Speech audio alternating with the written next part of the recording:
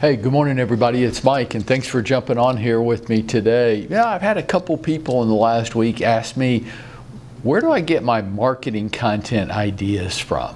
Like sometimes, do I ever go through a dry spell where I have a hard time coming up with content? I do. So what do you do? Well, I read and listen to a lot of different things every day. And they said, well, what do you pay attention to? So that's kind of my topic this morning. What do I pay attention to? And first I'll start with this. Ending my sentences in prepositions. What do I pay attention to? I know I'm not supposed to do that. Well, let me give you some yeses and nos, where I do pay attention, where I try not to. Okay, because there's some things that are just really good for me, and I come up with great ideas and great content that I can share with you and other people, and other things that just kind of put me in a bad space, and I don't need to be influenced by that stuff.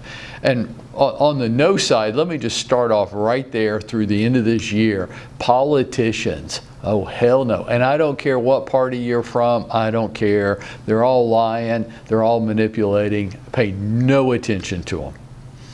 What do I pay attention to? Some things are print. Some things are voices. Some things are visual. I really like the Barron's, B-A-R-R-O-N, Barron's publication. It seems to be fair, pretty balanced, just practical financial observations.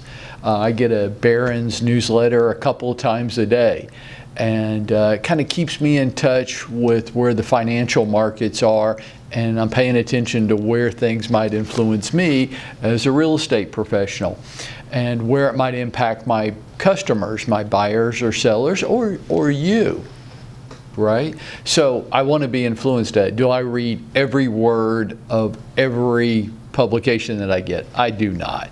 But I am aware of it, and I'm getting it a couple of times a day. I really like Barron's. I would say the same thing for the Wall Street Journal, and it's why I buy one and put it out in the cellar for you every day. Why? I don't read it front to back. I don't, but I'm scanning it, and I'm scanning it for content, for ideas, for newsworthy information. Do I think the Wall Street Journal is fair and balanced? I really don't.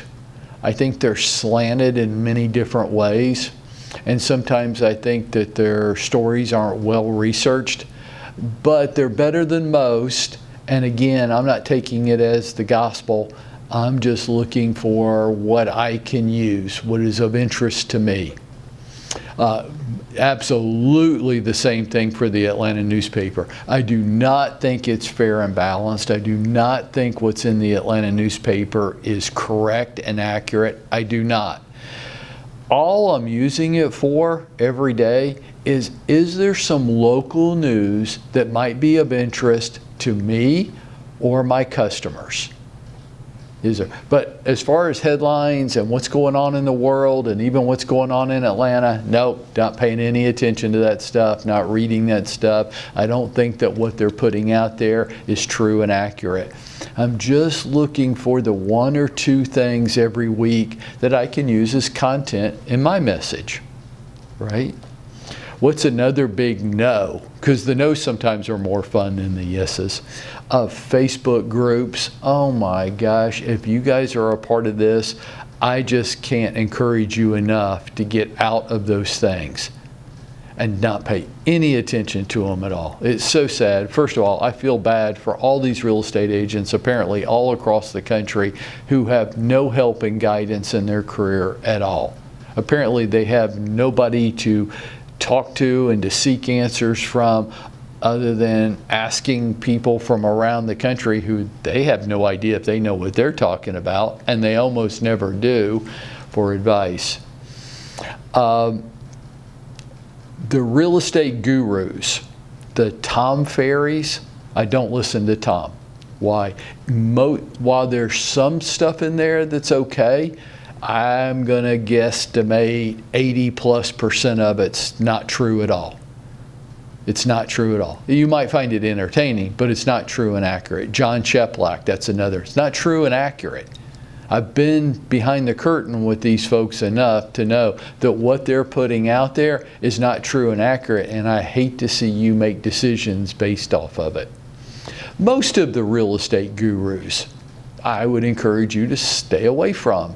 They're just trying to get your credit card number. They're not really portraying what's true and accurate, and I've been with all of them enough to know that that's true. Who are some of the real estate gurus that I would listen to? Jared James. I like Jared. I don't think Jared is a drama queen. I think Jared James is fair and not totally unbiased, but he's not a drama queen. Mike Ferry, a little caustic, but right. You're not going to like it, but he's right. Who else? TV news.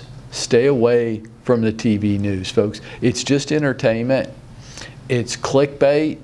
They're trying to sell advertising. That's all they're trying to do, is to sell advertising. They have little, apparently, interest in telling you what's true and accurate going on in this world. They're just trying to get you to see. It's car accident, car crash news, right?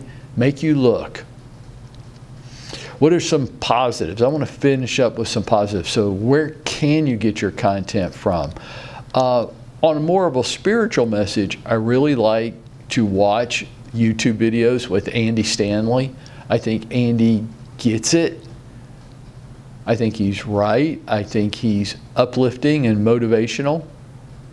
Ninja selling, I like the ninja selling. I think you're going to have to put it on steroids. You're going to need to put a 0 on the end of almost everything, because the action steps are too small in a city this big.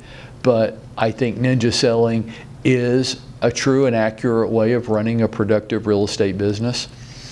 I love Tony Robbins.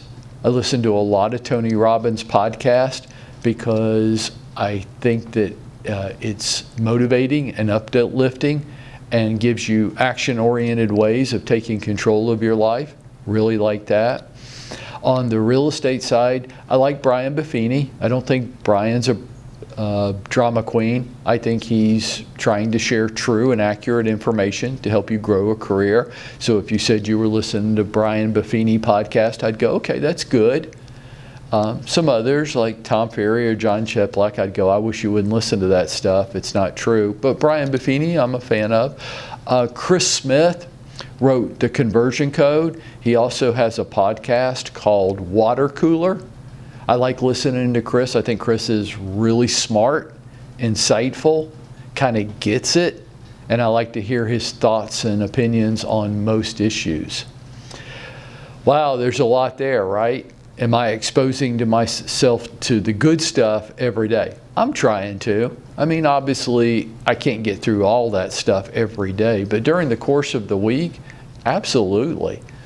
And the primary reason why is, number one, I need to come up with good content, right? I don't want to be like, what's bad content? Call me if you want to buy or sell a home this year. Oh my God, that's so freaking horrible.